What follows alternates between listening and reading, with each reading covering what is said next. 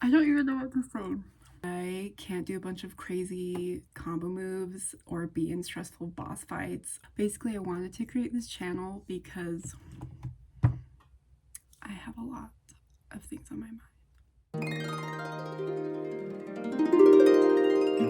But basically, I made this channel because I love playing games, but I feel like I wish there was like a YouTube creator who gave me casual games that aren't competitive or stressful, like easy adventure games that aren't specifically categorized as cozy games. But I still love cozy games and I will still be sharing them on my page. All the games that I play aren't like cozy, or I wouldn't categorize them as that because they might be like a teeny bit stressful, but they're not hard. So basically casual, I guess, is the category that you put that in. Not cozy, but not competitive or stressful. If anyone has a word that categorizes all of that, please share that with me. Also, really good storylines is another one of my favorite things. Most of my games are on the Switch or they're older Nintendo games. I also like to play like a bit on Steam. Want to share like 2-player games on here that aren't difficult, games that are like fun for 2-player games. I also want to be sharing games that are cheaper or they go on sale often or they have free demos with them, because we all know that games are super expensive right now. I usually like to heart or favorite a game and then like wait till it goes on sale. Like especially Steam and the Nintendo Switch store, like they have sales all the time. So like a lot of the games that I play, I've gotten for like under $10 when they're usually like 50 because they go on sale so often. So today, to start off, I wanted to share with y'all my top 5 easy, casual, non-competitive games for beginners on the Nintendo Switch.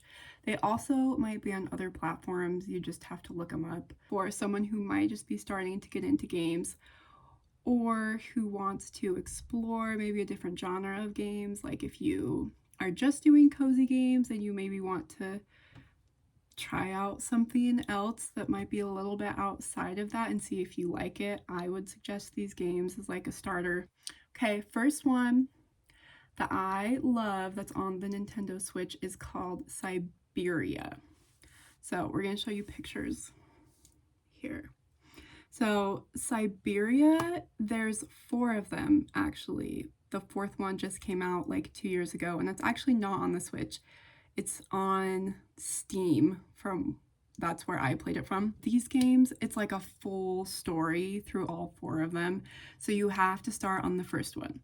Granted, the first one came out on like the PS1 or 2, so graphics are a little hard to get used to. But once you start playing it and get the gist of the game, it's really, really simple. Basically, this game is an adventure, like point and click. So basically, you're this girl who is flying to a country in Europe. She's trying to figure out these secrets about an abandoned automaton factory. Eventually, you're trying to find this secret forgotten land. There's a couple of different stories that go throughout all 4 of them, but the storyline is what made me play these games as fast as I did, because while it's really simple, you just like, well, I'll be showing pictures. It's really simple, you just like point and click, and then you click on the puzzles and you have to like figure out the puzzles. Number 1 through 3 of these games are on the Switch, and I have gotten all of them for I think like $5 when they go on sale. The next game is called Kuni, Wrath of the White Witch specifically. There's another one that just came out and I'm currently playing through it, so I'll let you know how that one is too. This story is basically about a boy who loses his mother and then he gets transported to this different world. And there's just like a ton of animals that are talking. And so you get transported to this different world, and the world is huge. And there's honestly a lot of fighting in this game, but it's not the traditional fighting. So you have like spells that you use and you cast those like on the monsters that you're fighting. And also you have like throughout the game you'll find people that are like on your team, and they'll also be attacking the people that you're fighting. And you can set the difficulty mode. So I personally played it on the easiest one, and while some of the like really big boss fights were harder to get through, once you get like the gist of it, then it just becomes a really fun game. I would say it's kind of, if you've ever played Zelda or Pokemon games, it's kind of like a Zelda and Pokemon mashup. A Zelda being like the world exploration, and Pokemon being the fighting style, but you're using spells and you're choosing those spells. And then, you know, Kuni, the Wrath of the White Witch one, I think I got it for like, okay, I can't remember, but I think I got it for like 10 bucks or less. And this one goes on sale pretty often from the Switch. I think it's like 50 bucks on the store right now, so definitely do not buy it at that price because it will get lower. My next game is one that just came out last year, and so I got it for Christmas, and I just beaten it like last week. It's Zelda Echoes of Wisdom. Now this one's more expensive, and I don't think it'll go on sale soon. It's definitely for if you have like a bigger budget. You never really fight anything in this game.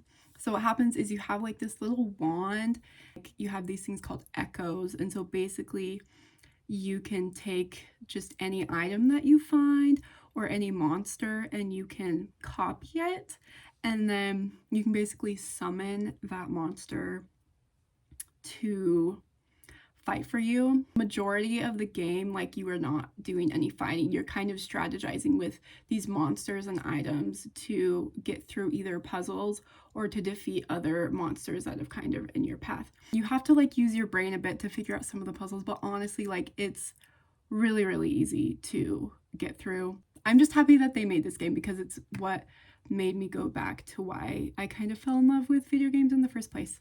Next one, this is kind of if you're into like a moderately spooky game. It's called Creepy Tale. There's a number 1 and number 2. This game's like 15 bucks on the store, but I got it for like $2. And it only takes you like 5 hours to play through it, so I would also wait till it goes on sale. It's a 2D game where you play as a child going through various Brother Grimm fairy tales. Number 1 and number 2 have like all the various ones. It's easy because a lot of it is figuring out just like these simple puzzles to get out of the fairy tale that you're currently in. The main focus is just like getting through the areas. Like, you don't have to fight anybody. I really like these games because I like horror-ish games, but not jump scares. Like, you know everything that's gonna happen, but it's just like a creepy vibe about it as you're going through the stories. And then the last game is a 2-player game that I've played with my husband.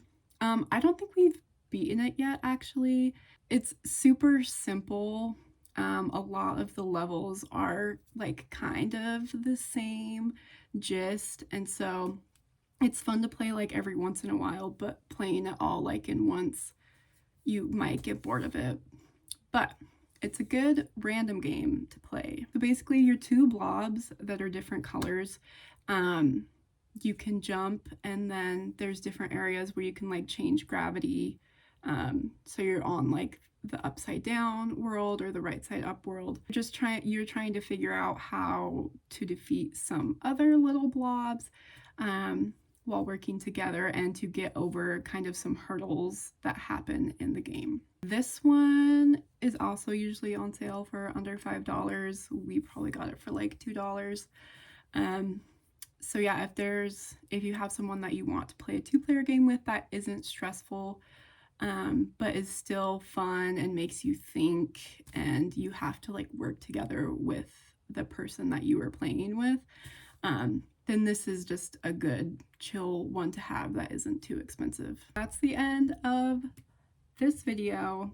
We're definitely going to be sharing more about games that I play, and I'm going to be researching a lot more to help other casual gamers who are kind of just looking for something that's chill, but maybe more adventure role-playing, or puzzles, or cozy games. We love cozy games. I hope you follow me along because I'm going to be sharing a lot more about different types of games that aren't going to stress you out and are still going to be fun for you. But I hope you enjoyed. See you next video that I hope I make because this is my first video ever, and yeah.